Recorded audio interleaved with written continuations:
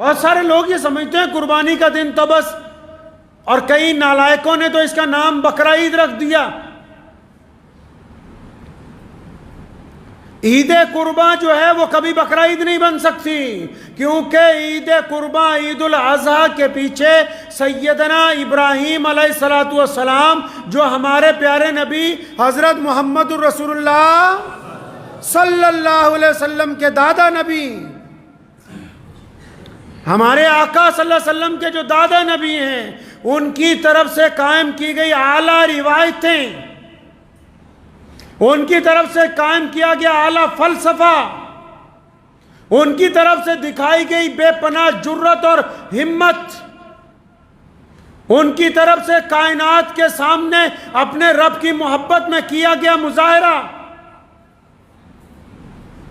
یہ بقرہ عید نہیں ہے، یہ عید الاضحیٰ ہے، یہ قربانی کی عید ہے، اور اس کا پیغام ایسا ہے، اس کا فلسفہ ایسا ہے کہ جب بھی کوئی قوم اور جب بھی کوئی اللہ اور اس کے رسول کو ماننے والے لوگ اور جب بھی محمد رسول اللہ کی امت کے لوگ اس قربانی کے فلسفے کو اپنائیں گے، قربانی کے فلسفے کو سمجھیں گے، قربانی کے فلسفے پر چلتے رہیں گے، قربانی کے لب و لہجے کو سمجھ لیں گے، قربانی کے مقاصد کو سمجھ لیں گے، تو پھر یاد رکھو مسلمانوں، دنیا کی ساری طاقتیں ایک طرف ہوتی ہیں اور قربانی دینے والے کا جذبہ ایک طرف ہوتا ہے، اس کو کوئی شکست نہیں دے سکتا ہے۔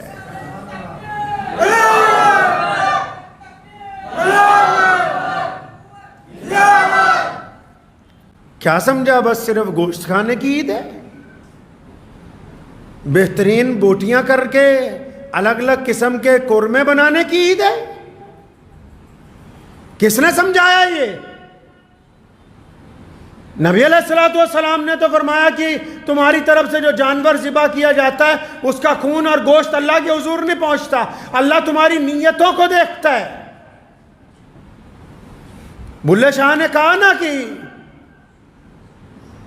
نفس تے چھری پھیر دے نہیں دنبے کیتی جانے ہو۔ شاہ جی فرماتے ہیں کہ اپنے نفس کے اوپر، اپنی ضلالتوں پر، اپنے تکبر پر، اپنی میں پر، اپنی اکڑ پر، اپنی گنڈا گردی پر، اپنی بدماشی پر تو چھری پھیرنے کے لیے تیار نہیں ہے۔ کہتا ہے کہ بکرا بے عیب چاہیے، اگر جانور بے عیب چاہیے، جانور کو خریدنے والا بھی تو بے عیب ہونا چاہیے۔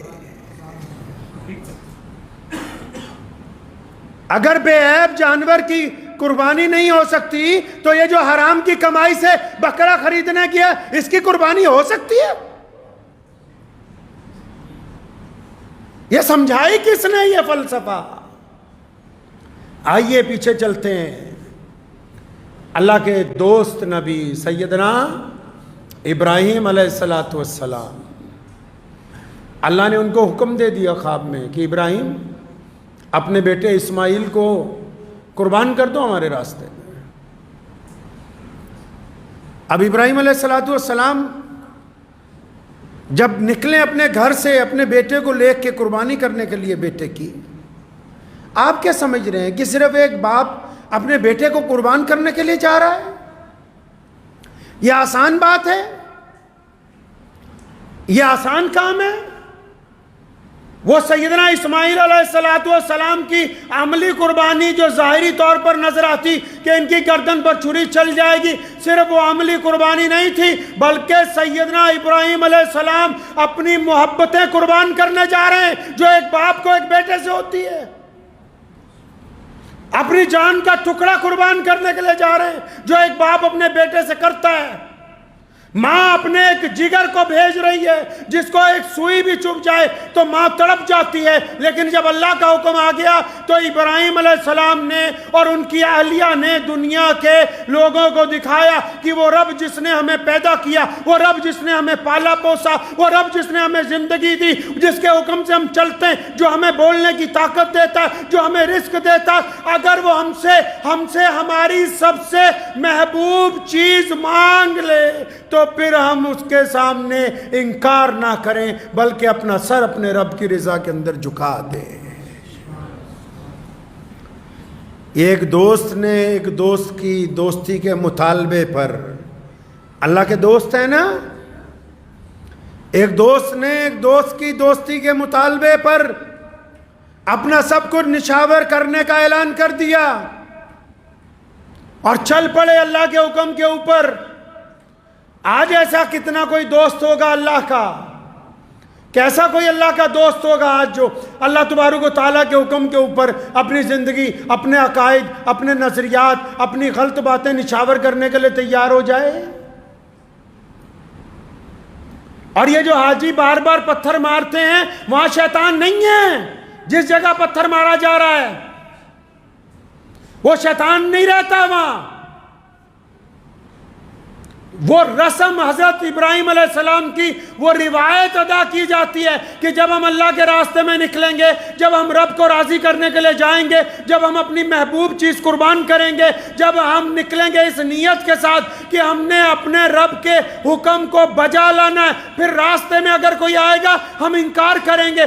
اگر کوئی 7 بار بھی آ کر ہمیں کہے کہ اس کام کو مت کرو، تب بھی ہم اس کو پتھر مار کر بھگاتے ہیں کہ ہم تیری بات ماننے والے نہیں، ہم اپنے رب کی بات ماننے والوں میں سے. ہم نے سمجھا کہ شاید جانور ذبح کرنے سے، جانور تو اس لیے ذبح کرتے ہیں کیونکہ قیمتی شے اس پہ دولت خرچ ہوتی ہے. اور ویسے اگر سرمایہ داروں کو پوچھ لو، انسانوں کو پوچھ لو، ان کو سب سے زیادہ درد کب ہوتا ہے؟ ان کے اگر پیسے گم ہو جائیں، ان کو اگر گھاٹا پڑ جائے، ان کے اگر 5-10 لاکھ ادھر ادھر ہو جائیں، ان کے اگر کوئی پیسے مار لے، تو پتہ لگا کہ مال جو ہے جان کے بعد سب سے زیادہ قیمتی چیز مال ہے. ہم اپنا مال اللہ کے راستے میں خرچ کرتے ہیں اور تاکہ ہمارا دل راضی ہو جائے کہ ہاں ہم اپنے رب کے راستے میں اپنا مال خرچ کر سکتے ہیں. اور پھر اس مال کو بانٹتے ہیں، ان جانوروں کے گوشت کو تقسیم کرتے ہیں. قربانی کا یہ جو فلسفہ ابراہیم علیہ السلام نے جو قائم کیا، یہ نکلا کہاں سے؟ جب دوست کسی سے دوستی کرتا ہے تو ان کو محبت ہو جاتی ہے. جب محبت ہو جاتی ہے تو قربتیں بڑھ جاتی ہیں. قربت مطلب بندہ قریب ہو جاتا ہے. اور جب قربت بڑھتی ہے تو قربت میں سے ہی لفظ قربانی نکلا کہ جو قربتیں ہوتی ہیں وہ قربانیاں مانگتی ہیں، وہ آرزوؤں کی قربانیاں مانگتی ہیں، وہ وقت کی قربانی مانگتی ہیں، وہ جسم کی قربانی مانگتے ہیں، وہ مال کی قربانی مانگتی ہے. یہ محبتوں میں سے نکلی ہے قربانی. بندے کو جس چیز سے محبت ہوتی ہے اس کے لیے قربان ہونے کے لیے تیار ہو جاتا ہے. اور مسلمان کو محمد رسول اللہ نے کیا سمجھایا کہ تم اللہ سے اور رسول اللہ سے محبت کرو. جو اللہ سے اور رسول اللہ سے محبت کرنے والے لوگ ہیں وہ آج بھی اپنا مطہر مال اللہ کے راستے میں قربان کرتے ہیں. کئی نئے فلاسفر آ گئے، انہوں نے کہا کیا ضرورت ہے ہر سال کروڑوں اربوں روپے کی قربانیاں کرنے کی؟ تو ان کو کیا ضرورت ہے بہترین کپڑے پہننے کی؟ ان کو کیا ضرورت ہے بہترین گاڑیوں میں، ہوائی جہاز میں سفر کرنے کی؟ پتہ یہ لگا کہ اگر محبت کا رشتہ استوار کیا جائے گا تو اس کے لیے اپنی قیمتی چیزیں قربان کرنی پڑے گی. اور یہ قیمتی چیزوں کی قربانی اس بات کی علامت ہے کہ ہم اپنے نفس کو قربان کرنے کے لیے تیار ہیں. اب نفس کو قربان کرنے کی جب بات آئی تو کیا نفس کی قربانی میں یہ نہیں ہے کہ جب کوئی ہمیں گناہ کی دعوت دے تو ہم اس گناہ کو چھوڑ دیں؟ کیا یہ نہیں ہے کوئی رشوت کا مال لے کے آئے تو ہم اس مال کو لینے سے انکار کر دیں؟ کیا یہ نہیں ہے کہ کسی کی بیٹی سے زنا کا موقع ملے تو ہم اپنے آپ کو پیچھے ہٹائیں؟ کیا یہ نہیں ہے کہ ٹھگی مارنے کا آسان موقع ہو اور ہم اپنے آپ کو ٹھگی سے بچا لیں؟ کیا یہ نہیں ہے کہ بے ایمانی کے پیسے آسانی سے آتے ہوں اور ہم ان پیسوں کو لینے سے انکار کر دیں؟ کیا یہ نہیں ہے کہ ہم اپنے جسم کے اوپر، اپنے جسم پر اتنی تکلیف کو لازم بنائیں کہ ہم نے رات کے اندھیرے میں اٹھ کے اپنے رب کے لیے سجدہ کرنا ہے، ہم نے صبح اٹھ کے اپنے رب کی حضور مسجد تک جانا ہے، ہم نے اپنے ماں باپ کے پاؤں دبانے، ہم نے کسی غریب کی تیمارداری کرنی ہے، ہم نے کسی مظلوم کی مدد کرنی ہے، ہم نے ظالم کو اس کے ظلم کا جواب دینا ہے۔ اگر یہ تمام باتیں ہمارے مزاج میں نہیں آتی تو پھر ہم صرف جانور قربان کر رہے ہیں۔ جانور قربان کرنے سے ہماری نیت جو ہے وہ قربان ہونے والی نہیں ہے۔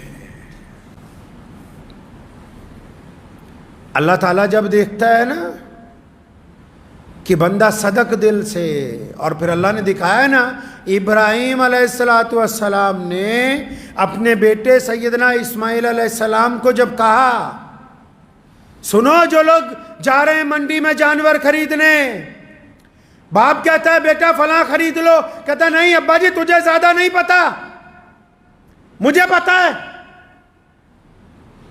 یہ قربانی کے فلسفے میں ایک بیٹے کی اطاعت ہے۔ جب والد نے کہا تجھے اللہ کے راستے میں قربان کرنا ہے، تو کیا کہتا ہے؟ تو بیٹے نے کہا ابا جی آپ اپنے رب سے راضی ہیں، جس طرح آپ اپنے رب سے راضی ہیں میں بھی آپ کی رضامندی میں آپ کے رب کے ساتھ راضی ہوں۔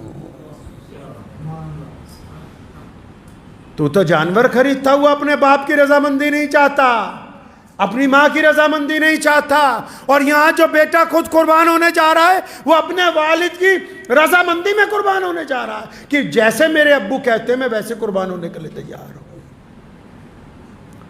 یہاں تو بیٹے بغاوت کرتے ہیں ماں باپ سے، کہتے ہیں ہم بہترین طریقے سے الگ رہیں گے، تم اپنے گاؤں میں وقت گزار لو، چند پیسے تمہیں بھیج دیا کریں گے۔ اور یہاں باپ نے بیٹے سے کہا، اسماعیل علیہ السلام کو ابراہیم علیہ السلام نے کہا اپنے ہاتھ لاؤ میں ان کو باندھ دوں، پاؤں آگے کرو میں ان کو باندھ دوں، تاکہ جب میں چھری چلاؤں تم تڑپو تو یہ ہاتھ اور پاؤں بیچ میں نہ آئے۔ اسماعیل علیہ السلام خود کہتے ہیں ہاں ابو جی آپ میرے ہاتھ پاؤں باندھ دیجئے، ایسا نہ ہو کہ چھری کی تکلیف سے میں ان ہاتھوں سے آپ کو روکنے لگ پڑوں گا۔